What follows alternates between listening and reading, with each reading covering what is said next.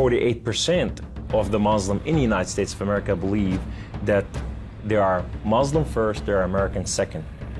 Our purpose is to change this culture because they're infidel, and what they're doing is not pleasing to Allah, and we are the soldier of Allah who will make them do it. Kamal Salim was born in Lebanon to a devout Muslim family.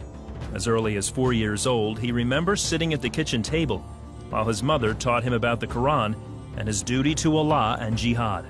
From my childhood, my mom said, one day you'll be a martyr, my son. You will die for the sake of Allah and you will exalt Islam. She said, if you kill a Jew, my son, your hand will light up before the throne of Allah, and the host of heaven will celebrate what you have done. Kamal was 7 when his parents sent him to Muslim training camps to learn to use weapons and engage and kill the enemy. The boys were also taught another, more subtle form of warfare. We were training for what's called culture jihad, which is shifting cultures. Culture jihad is, it's unlike the sword, unlike the rifle, it is the jihad that will come into your world. By his 20s, Kamal was chosen to wage cultural jihad on America. In Islam, liberty, freedom, monarchy, all these are idols, and these must be brought down.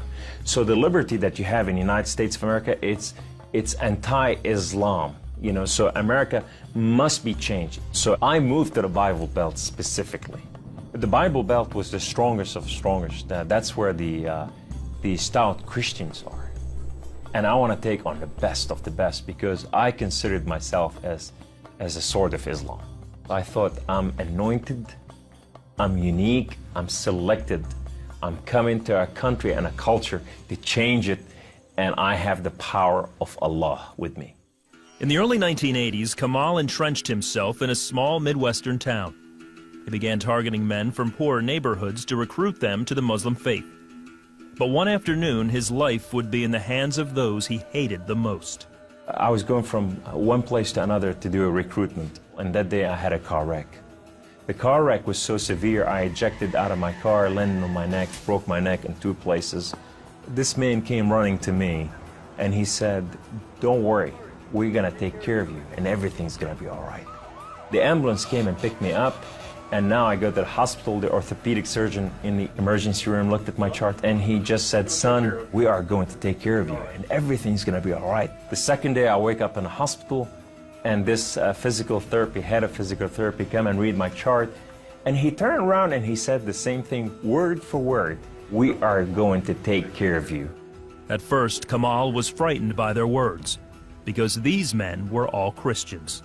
You see, in terrorism, if they said we're going to take care of you, you'd better run. Surgeries to repair Kamal's broken neck were successful, but recovery would take weeks. After being discharged from the hospital, he would need someone to care for him while he recuperated. Kamal had no one, so the orthopedic surgeon opened up his own home to this stranger. In his home, they put me in the choicest room, in the most beautiful thing. I became like part of their family. They didn't see me any different, and now they have a basket set for Kamal. They put in money to free my bills from the hospitals. Kamal was overwhelmed with the outpouring of Christian love. As he recovered, he began to help out around the house with cooking and cleaning. They have Jewish friends, they came from Israel, that they support, you know. And now I'm hugging Israelis and I'm cooking for Jews. I'm going, what has happened to me? When Kamal was able to take care of himself and return to his apartment, the doctor had another surprise for him. He said, this is the keys to the house, and here's an extra key, this is your new car. We just want to bless you. You can come anytime you want. So I go to my home, and I go to my cold place that I haven't been there in months, and dust is this thick. And I just gotta settle this issue with my God to know that if it's real or not. So I walk inside, I shut the door, I go right in the eastern window, and I fall on my knees, and I put my hands to the heavens, and I cry up to my God. Allah, Allah, my Lord and my King, why have you done such a thing to me? I'm okay with the car wreck. I'm okay with all this, but why did you put me among Christians? I'm confused. These Christians and Jews, they're good people. There's nothing wrong with them. They don't want to kill us. They're not the same thing that I learned about them. Allah, these people have relationship with their God. These people, they cry out to the God and they answer them. I want to hear your voice. I want to hear you love me. If you're real, speak to me. I want to hear your voice. Guess what Allah said that day? Absolutely nothing. Kamal felt that because he questioned his faith, the honorable thing to do was to end his own life. So I went to reach out my guns and put it in the right place and clock out. I heard the voice. The voice knew me by name. He said, Kamal, Kamal, Kamal, why don't you call on God of Father Abraham and Isaac and Jacob? And now I fell on my knees and I put my hands to the heavens immediately as I heard the voice, and I cried out with every fiber within me, God of Father Abraham, if you are real, would you speak to me? God of Father Abraham, if you are real, I want to know you. Well, God of Father Abraham came to the room, and he filled the room with his glory, and his name was Yahweh. The Lord is one.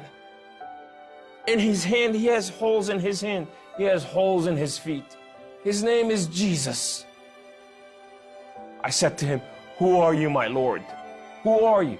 He said, I am that I am. I said, I'm a simple man with a simple mind. What is that supposed to mean? He said, I am the Alpha.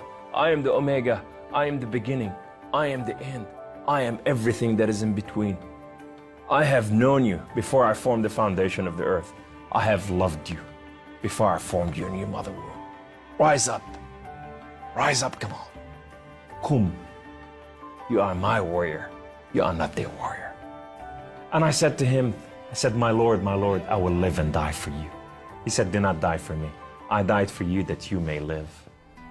That day, instead of taking his life, Kamal gave it to Jesus.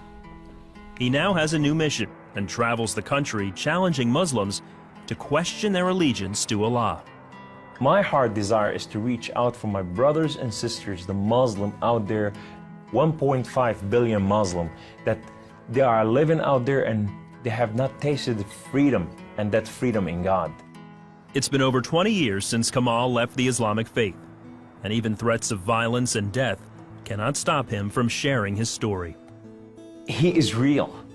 You know, and if you never experienced God before in your life, if you never tasted God, and if you think you got nothing to lose, when you're sitting in your home, whether you're a Muslim or a non-Muslim or a non-Christian or whatever you are, say, call on God of Father Abraham and Isaac and Jacob, and you say, if you are real, speak to me, I want to hear your voice.